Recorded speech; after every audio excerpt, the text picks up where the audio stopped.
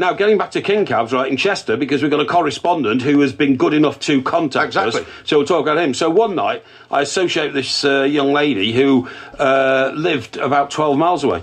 She lived up the Wirral in a place called Neston. And I said, do you live with Mum and Dad? Oh, no, I've got my own flat there. I said, great, over a shop in Neston, you know, because she worked locally there. Sounds lovely. I said, I'll come back with you.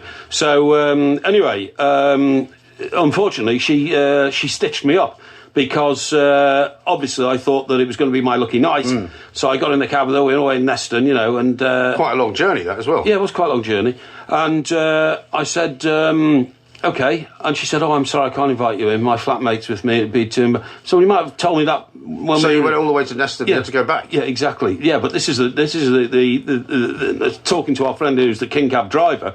So she wouldn't let me go in. So I thought I'd been on a promise, and of course, you know, I've felt huge like misjudgment on your part. Huge misjudgment. Well, I think she fooled me just to get herself home. Maybe. And got me to pay for the cab. But anyway, so when she got out of the car, I said to the driver, I said, God, blimey, I said, what do you think about that? He said, not a lot. He said, what do you want to do now? I said, well, I want to go home, of course, you take me home. He says, OK, but that will cost you another, you know, I don't know what it was in those days. Well, why wouldn't it? Because if you're going back the same way you came, it'd be another 12 quid, wouldn't it? No, but he had to go back anyway to the office. Oh, so you thought you should do it for nothing? Of course I did. But he's a cab driver, that's how he makes his living. Excuse me. So I said, he said, no, I'm sorry, mate, it's going to cost you £12. I said, that seems perfectly reasonable. I said, I've got £12. I said, I spent all my money on drink on that young lady. Said, now I've spent another £12 getting her home. Said, she's now slammed the door in my face. I said, we're in the middle of nowhere, virtually. Once you get outside of Neston, you've got like 12 miles of the Wirral, back Chester. I said, what do you expect me to do? He says, not my problem, get out. Threw me out. I'm not joking. I had to walk up to the main road, which was about 2 or 3 miles away, through very, very dark country lanes. I'm sure. Anybody could have leapt out and massacred me, seriously. You know, if they were hanging around there. Yeah, if there was a loony hanging around at that time of night, I'd have been done for, right? And I kept shouting out, I was walking down these country lanes, you know, come on, I'll have you, and all this kind of stuff, just in case there was a nutter. Well, you know, I thought there might be a nutter lurking behind a tree, you don't know. Yeah, because in the country, the trees are full of people hiding behind them. Well, you never know. Anyway, I get up to the main road, and then I had to literally thumb it home. And this is now like 3:30 in the morning.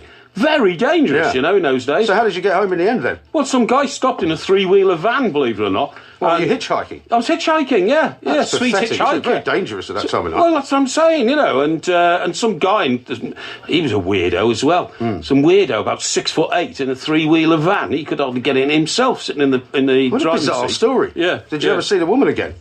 No, of course I didn't. No, she stitched me up. It was terrible. Yeah. Well, we got Dave on the phone here, who says he is that cab driver. Oh, Dave, right. very good morning to you. Hi, Dave. All right. Yeah, Dave. Are you the cab driver that took him out to that place where the girl didn't let him in, or are you the cab driver that texted us earlier? Yeah, yes. Yes? Well, yes to both of them? Yes. Well, you can't be both of them. No, you can't. You'd be about 72 if you were the cab driver who took me into Neston. But, Dave, is King Cab still going? Yes, it is, yeah. And is it still down Bridge Street? Yeah, Bridge Street is right, yes. Yeah, OK, great. And all those nightclubs down Watergate Street and all round there? Yes. Great. So business is good at this time of night, yeah? Superb. OK, so how come you've got time to call us? Shouldn't you be, like, ferrying people around Blacon and Upton and Hoole in Chester?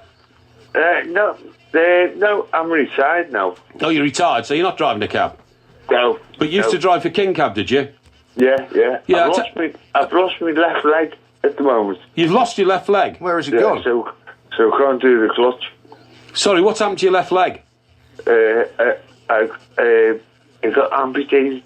It got amputated? Yeah. I'm not sure about Dave, to be honest. No, I'm not either. sure why he rang us. I'm not sure what I mean, when he says he's lost his left leg at the moment, does he mean that his prosthetic leg is not available to him or something? Very possibly, I don't know. Yeah, OK. Anyway, nice to hear from Dave, although we have to... the jury's out on the validity of what he told us. Yeah, no, absolutely right.